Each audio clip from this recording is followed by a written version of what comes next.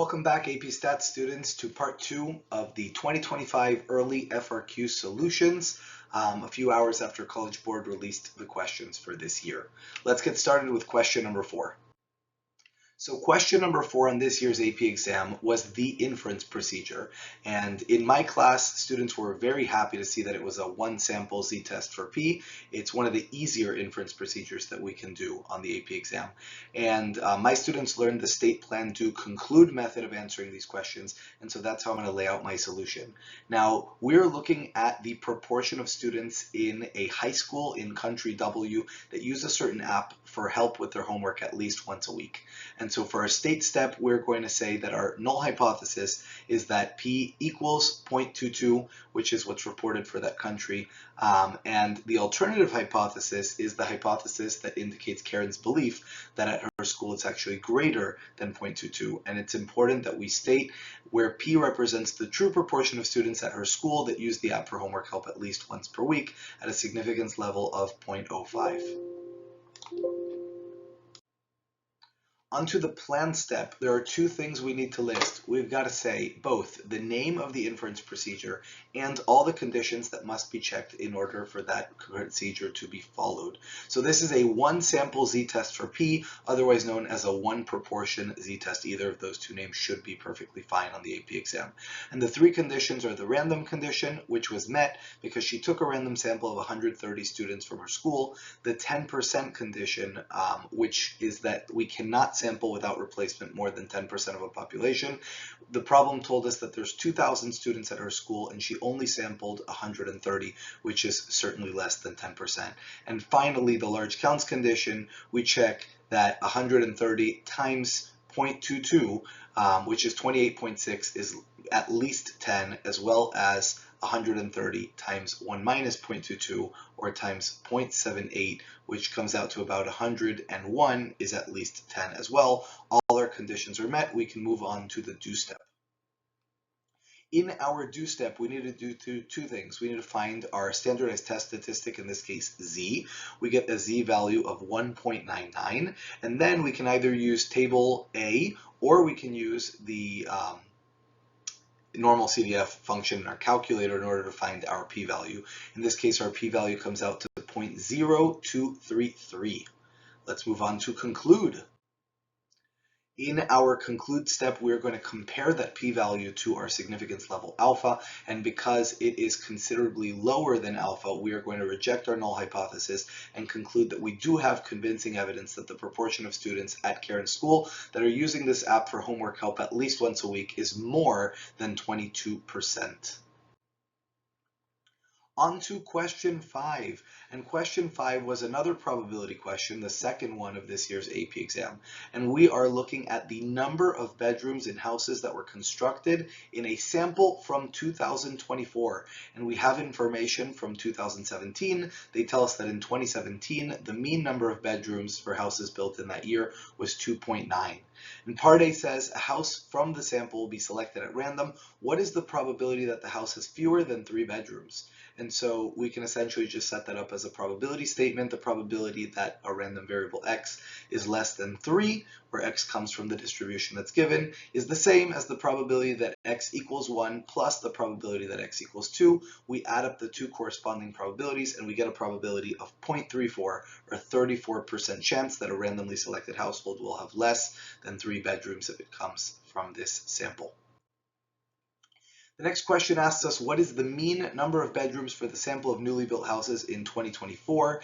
The mean for a random variable that's discrete is the same as the expected value, and the way that you find it is by adding up the product of the values in the distribution by their respective probabilities. And if we do that in this case, we get an average of 3.1 bedrooms for this sample. So in part B, we're told that the inference procedure that Rodney is going to use to investigate his belief that the mean number of bedrooms has changed from 2017 to 2014 is a one sample t-test for a population mean. And we are asked to come up with the hypotheses for that test in context. And the null hypothesis is going to be that the mean is still 2.9, and the alternative hypothesis is that the mean is no longer going to be 2.9. And I'm using the parameter mu, and so I have to define it. I say where mu represents the true true mean number of bedrooms in newly built houses in country B in 2024. In part BII, we're asked to explain in context what a type 1 error would be for Rodney's hypothesis test. And we know that a type 1 error can occur only when the null hypothesis is true. So I said a type 1 error would be where the true mean number of bedrooms for newly built houses in country B is still 2.9 in 2024, but Rodney concludes erroneously that it has changed. So we've made it to part C, where we're introduced to a new researcher, Keisha, who wants to use Rodney's data, but a completely different inference procedure that you should know by now is very related. She wants to use a confidence interval for the mean. And the conditions are met, she uses Rodney's data, and she gets a one sample 97% confidence interval for the mean at 3.01 to 3.19. And we're being asked what conclusion should be made for Rodney's hypotheses. And what I said was that since 2.9 is not within the 97% confidence interval for the 2024 mean that Keisha constructed, it is not seen as a plausible value for the mean. And as such, Rodney should reject his null hypothesis. He has convincing evidence at the alpha equals 0.03 significance level that the mean number of bedrooms in newly built houses has changed since 2017 and is no longer 2.9 bedrooms. Finally, we get to the much awaited investigative task number 6, which many students dread, but this year the reviews have been that number 6 might have been the easiest question. And I think what gave a lot of people trouble on this year's AP exam was that specifically question 1, maybe question 2, took students a long time. So a lot of students who weren't expecting to do particularly well on number 6 maybe didn't get there, or decided to spend some extra time going back and checking previous answers, when had they read number 6, had they had time to do it, probably would have gotten the majority of the points. And again, in this question, we're introduced to Stefan, a psychologist who's conducting a study to investigate the effect of time on day on reading comprehension in children. And so he designs this experiment where he takes 100 volunteer children and he splits them randomly 50 and 50, has the first group read a passage at 9 in the morning, the second group reads the same passage at 3 p.m., and each group is given the same set of 25 questions that test their comprehension on what they read. He's trying to see if there's a statistically significant difference in the comprehension based on the time of day that the children read the passage. And we see summary statistics for the reading scores right from the beginning of the question that suggests that the 3 p.m. group has a slightly higher mean. The question is whether it is statistically significantly higher. So we're now told that Stefan found that the conditions for inference were met, and he conducts a 2-sample t-test for a difference in 2 population means. He's got a p-value of 0.002. We're asked to state an appropriate conclusion at the 5% significance level for Stefan's test in the context of the investigation with justification.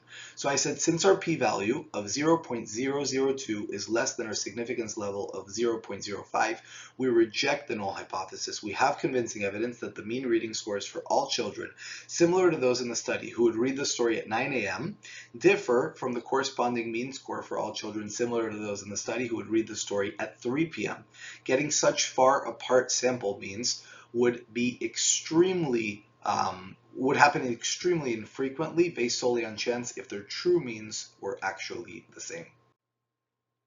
In part B, we're asked why it was appropriate for Stefan to conduct a 2-sample t-test for the difference in 2 population means instead of using a paired procedure like a paired t-test.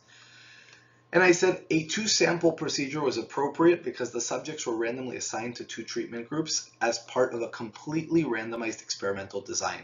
There were no pairs formed, and I give 2 examples. So the first is the use of identical twins, where one would read in the morning, one would read in the afternoon, and you would randomize which gets which, or having 50 students read similar texts and take similar exams at both times in a random order. Either of those would have allowed for a paired procedure, but based on the description that we were given, a paired procedure would not be appropriate. Okay, and then part C introduces us to Cohen's D coefficient, which is a coefficient that measures the practical importance of results. And we are given the formula for Cohen's D coefficient. It's given to us in the middle of the screen here, and it requires that first we calculate the denominator, which is the S sub P. The actual part I of question C asks us to calculate Cohen's d coefficient for Stefan's study and to show our work. And so first I calculate S sub P, and then I use it to calculate Cohen's d coefficient. I get a value of 0.631, which from social media, I could tell a lot of students seem to have gotten, which is the correct answer. In part CII, we're told that higher values of Cohen's d indicate greater practical importance and lower values indicate less practical importance. And typically they use the following intervals, okay? So from 0 to 0.2, not very meaningful. From 0.2 to 0.8, somewhat meaningful. Greater than 0.8, very meaningful. And they want us to use our answer that we just gave, the 0.631, and the information in the tables to describe the practical importance of Stefan's results in context. And I said with a Cohen's d coefficient of 0.631, the relative difference in mean reading score between children who read at 9 a.m. and children who read at 3 p.m. is somewhat meaningful in real life. Okay, so students who read at 3 p.m., or children who read rather at 3 p.m. Can perform better on a reading comprehension test, or they retain more of what they've read than the same children were they to have read the same story at 9 a.m. and those results are somewhat meaningful in real life according to table 2. Final question, part D, says, suppose the results of Stefan's study summarized in table 1 instead had a standard deviation for the 9 a.m. reading scores and a standard deviation for the 3 p.m. reading scores that were both greater than 4.43. And it doesn't say how much greater, it just says greater. Assume that nothing else would change. The question is, would the Cohen's d coefficient be smaller, greater than, or the same as the originally calculated one? And it should be abundantly clear from the formula that if you increase both S1 and S2, that would increase S sub P, okay? And that would, because it's in the denominator, decrease the value of Cohen's d coefficient because the numerator would stay the same, but the denominator would increase, decreasing the overall value of the fraction that represents Cohen's d coefficient. So finally, we're asked, does Cohen's d coefficient described in the previous part of this question indicate that Stefan's observed difference in the means in the new situation would have more practical importance, less practical importance, or the same practical importance as what was originally determined in part CII? And I think this is a little bit nuanced. Of course, we already read that larger values of this coefficient indicate more practical importance, and we know that this change is going to shrink the Cohen's d coefficient, so this would imply less practical importance than what was originally determined in part C.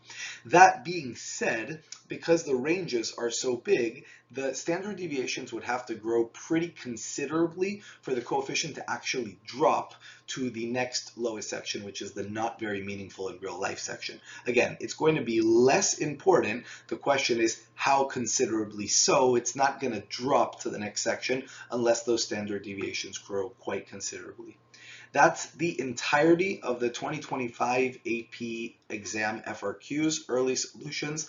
I hope you learned something. I hope you recognize where you should have gained many, many points on this exam. We now wait to see how the scores come out based on the cutoffs, but hopefully you and your friends did extremely well. I hope you have a great rest of your day, and that if you have any more AP exams to take, that those go super well too. Have a great day.